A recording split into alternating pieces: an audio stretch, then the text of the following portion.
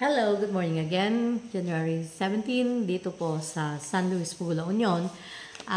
Para sa mga hindi nakapanood po ng vlog, ng upload ko na sinusundan nitong as we discuss sa other vlog yung tungkol sa PhilHealth, ngayon naman po is pag-uusapan natin tungkol sa Social Security. Nakapagtanong po ako ng konti lang na katanungan because ang haba-haba po ng linya sa likuran ko, and sabi ko, let me just ask what I can ask in a couple of minutes, tapos pwede namang bumalik sa ibang araw kung meron pa po kayong katanungan na i-comment po dyan para pwede po nating matanong. Ang isa lang po na request ko is that pakiusap po na huwag po kayong mag-skip ng ads para magkaroon po tayo ng konting revenue para sa mga gastusin natin sa pagpunta-punta sa mga iba't ibang sangay ng gobyerno na to. And also, it will help with the channel. Pag kayo po ay nag-i-engage, mag-comment lang po kahit ano lang ay comment nyo, kahit pa ito masama. Paki-like po ang ating video at pwede pong pag-share. Pwede po sanang pag-share, wala naman pong mawawala sa inyo, but paki-share lang po. Kasi nakikita po yan ng YouTube na kapag kahit konti ang viewership natin, pero kapag naggagaroon ng engagement, nagla-like, na-share ang ating mga videos, is that nakikita po yan ng YouTube at nagiging gumaganda yung pag-promote ni YouTube po sa ating channel. So, magandang umaga po ulit. Nagpunta po tayo sa Social Security kasi doon sa Agoo, La Union, 3 towns from here, is that magkaharap lang yung PhilHealth tsaka Agoo. So, we were able to do that. Kaya lang talagang mabilisan lang po tayo dahil nga maraming mga nakapila, and I know na mas maraming mga importante na dahilan kung bakit nakapila yung mga tao at kaya kinakailangan madaliin ko. So, ang tinatanong po nung mga ibang mga viewers natin, meron nagsabi na hindi niya nakumpleto yung 10 years na paghulog dapat ng Social Security niya. Pwede ba niya itong makuhang lump sum? The answer was yes. Yun po ang sagot nila sa akin. Yes, pwede. Or pwede mong ituloy. Yes, pwede mong kunin lump sum or pwede mong ituloy. So, yun po yung sagot doon. Now,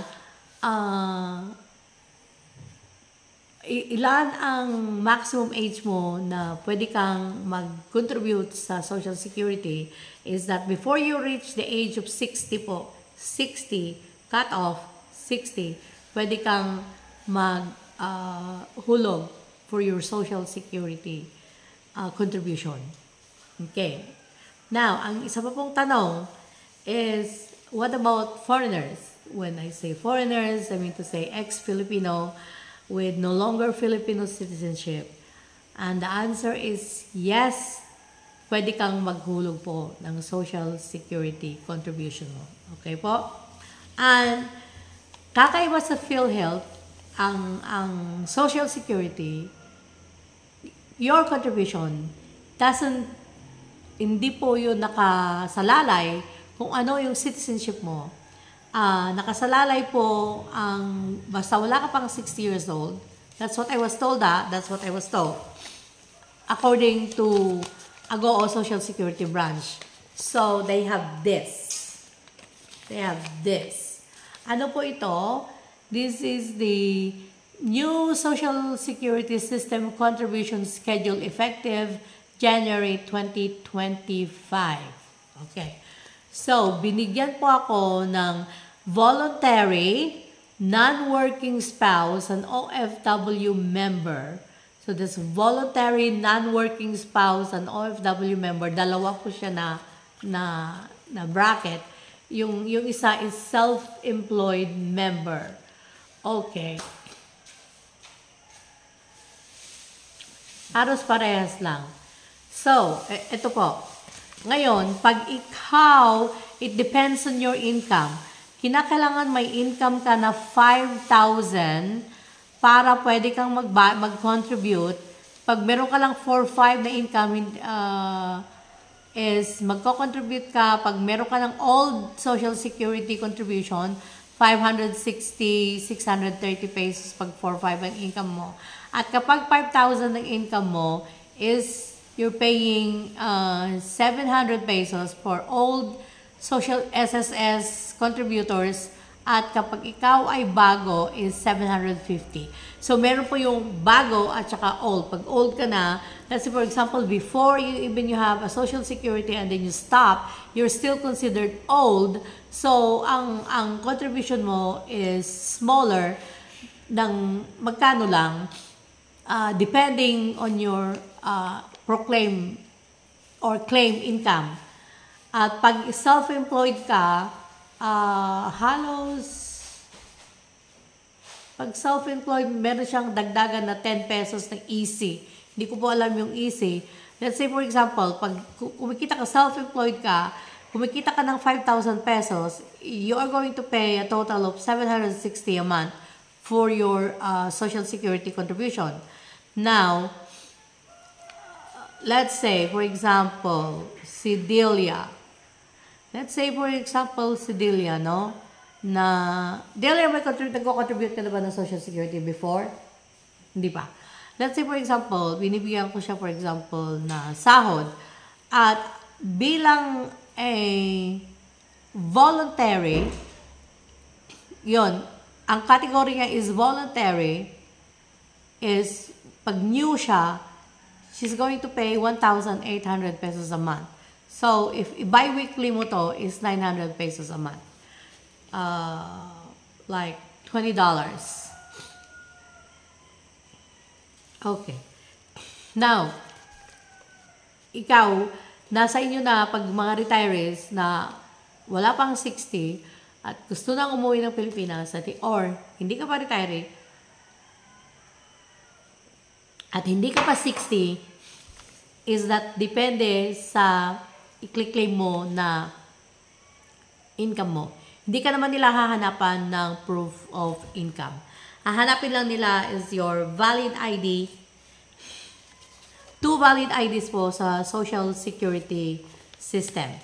So again, your contribution doesn't depend kung ano ang nationality mo, whether you're Filipino, kung hindi po based sa citizenship mo, whether you are a Filipino citizen or non-Filipino citizen, your contribution depends on your proclaimed income, because there's the self-employed, there's the voluntary, there is the non-working spouse, and OFW member.